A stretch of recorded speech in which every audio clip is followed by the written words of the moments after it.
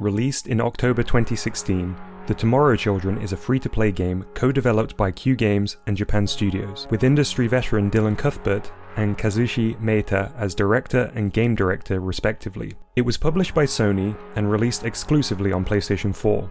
At the time of release, critical reception was poor, receiving mixed to negative reviews from many outlets. This might seem like an odd pick for the topic of a video 5 years later in 2021, but I hope by the end of the video you'll agree that it's worth, at the very least, a re-examination.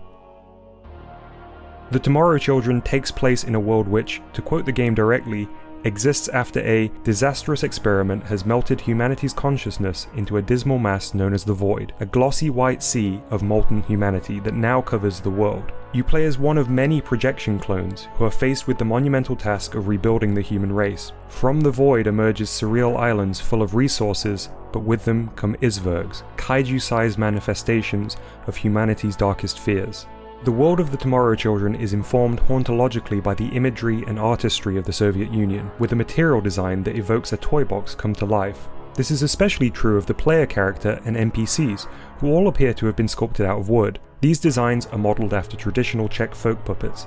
In fact, early in production, several members of the design team visited the Czech Republic to study the craft of wood-carved marionettes prior to creating their digital interpretations for use within the game. The visually striking world presented here has, before anything else, all of the hallmarks of an outsider understanding of life behind the Iron Curtain, refracted through a lens informed by years of Cold War-derived popular culture.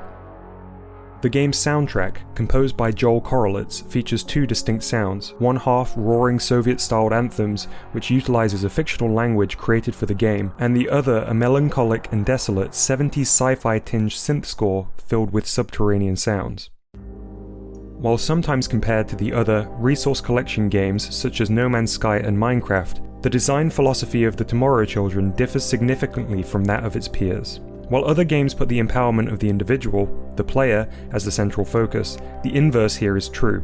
Rather than personal gain, collaborative growth is incentivized and positioned as the primary motivator in the Tomorrow Children. In what is rare for many games, there is no enemy team to destroy, just an understanding that everyone is working towards the betterment of their town and ultimately humanity. The basic gameplay loop involves gathering resources in order to help develop your town. And to do so, you'll need to visit the aforementioned islands which appear dotted on the horizon, but you can't just walk to them as you'll be pulled into the void like quicksand. Instead, you'll need to take the bus, which runs on a strict schedule. Once you arrive, you can extract minerals and other valuable items from the landscape. However, mining is slow and laborious, and even once you've collected a resource, you'll still have to haul it to the bus stop, ride back into town, and deposit it into the designated material pool by manually emptying out the contents of your satchel. But luckily you're not alone. You see, the Tomorrow Children is an always online game, with cooperation as a central tenet of its design philosophy. Each town is populated by real players, all striving for the same goal. Take resource gathering as an example. Creating an ad hoc human chain with one player mining, one player ferrying, and another depositing the resources is far more productive than a single player attempting the entire loop by themselves. Despite the game's themes of cooperation, so much of the ambience of the Tomorrow Children evokes an intense sensation of isolation and even loss. One of the most valuable items found scattered in the world are Matryoshka dolls, nesting dolls which act as urns for lost humans that must be collected and incubated to increase the town's population. These are inert, faceless objects that can show no warmth, but still have the potential to evoke the desire to bring forth human connection. Even the manner in which players phase in and out around you as you roam the environment, primarily a technical decision used to ease network load, reinforces the transient nature of you and your projection clone's bond with other players. Each town requires constant upkeep, with the electricity that powers the town's facilities being one resource that regularly needs to be topped up by the player. Upon arriving at a power station, said player must run on a treadmill, all the while mashing buttons to generate a charge. This illustrates another key element of the game: designed tedium. Anytime you visit a crafting bench, you'll need to wait for another player to finish their task first before you can use it. Upon your turn, you'll be required to finish a sliding puzzle game before you can craft your item. This and most other actions generate toil, a currency used to purchase items within the town. Before moving on to the next topic, it's important to take a moment to reflect on where the video game industry was in the mid-2010s. At this point, in-game purchases had made their way to a large portion of games, paid and free-to-play alike. Half of the top 20 best-selling games of 2015 included in-game purchases for real money. No longer just a novelty, developers and publishers, realizing the money-making potential of the practice, were seeing how far it could be taken, and consumers were beginning to voice their concerns with the direction in which microtransactions were taking video games. In this context, the inclusion of microtransactions, and more specifically, Q Games' implementation of them within the Tomorrow Children, proved divisive for many. The previously mentioned in-game toil currency exists as the free currency, in contrast to the real money black market of foreign and contraband goods that supplement the game's economy. This currency is known as Freeman dollars, a euphemistic stand-in and a hint at the existence of an opposing ideology. At any time, these design tediums can be bypassed by the use of real money microtransactions in a way that is thematically justified in-game. Want to skip a difficult sliding puzzle? Just use a bribe at the crafting bench, but it will cost you. The decision to link real money purchases to themes of corruption, black marketeering, and bribery is a fascinating one, and perhaps ultimately hurt the game's profitability. To those invested enough to consider spending money, these options may feel like a betrayal of those core tenets of the game. The Tomorrow Children was undoubtedly ahead of its time in many aspects, both technically and artistically. The game drew on the power of the PlayStation 4 and Q Games' custom voxel cone tracing illumination technique, a cousin of the more costly ray trace lighting seen in many current-gen games today, and engineered to achieve a distinct look that still holds up half a decade later. If you'd like to read more about the nuts and bolts of it, there's a fantastically in-depth 2016 interview with James McLaren, Director of Engine Technology at Q Games, on GameDeveloper.com. McLaren goes deep on the game's engine and lighting techniques there in a way that is very fascinating. I'll link it in the description.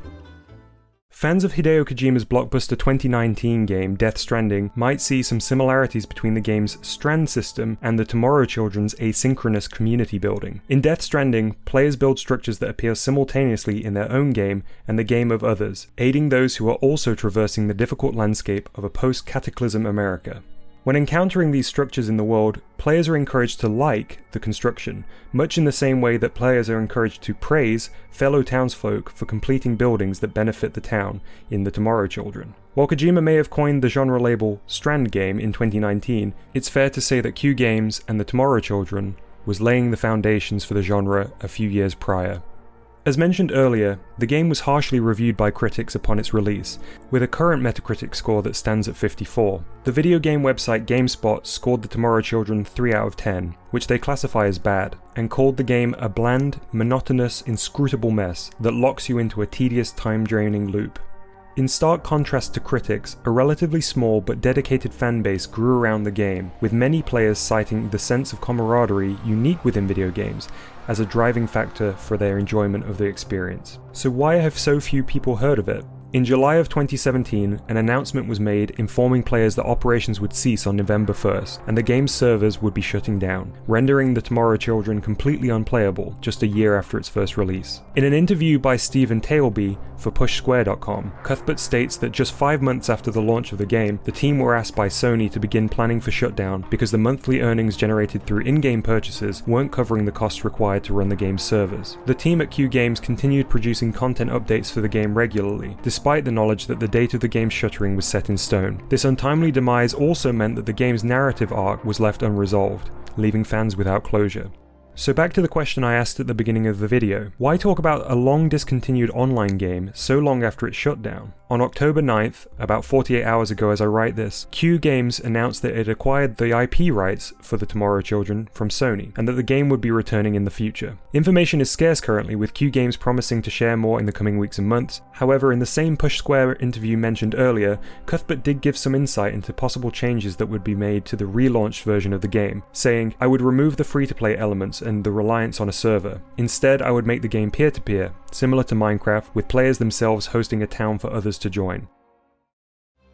I think it's fair to say that the Tomorrow Children has had a disproportionate impact on the games industry and those that got to try it, especially when contrasted with the short time it was available, and the news of a potential relaunch has me personally very excited. The game in its first form was full of contradictions, and it's impossible at this point to know how the changes made for the re-release will affect that. Overwhelmingly though, the success of the art direction and the uniqueness of its mechanics outweigh the faults here, making it a fantastic and singular experience that was ahead of its time. While preparing this script, I watched a video captured by a fan of the final moments of the game's original run. Towards the end of the video, minutes before the servers were switched off, the town began to fill with residents, all there to experience the end of the world as they know it, together. As players phase in and out, they can be seen repeatedly using the praise interaction, sharing toil amongst themselves right up into the moment that the Tomorrow Children ultimately sank into the void. The comments section of that video is full of people mourning not just the loss of the game, but also the sense of community that it fostered, fitting in many ways for a creation filled with a nostalgic longing for a world that may have never existed in the first place. On numerous occasions, Cuthbert described the game as a parody, a label that I take issue with as it's not exactly clear what it is that it's parodying.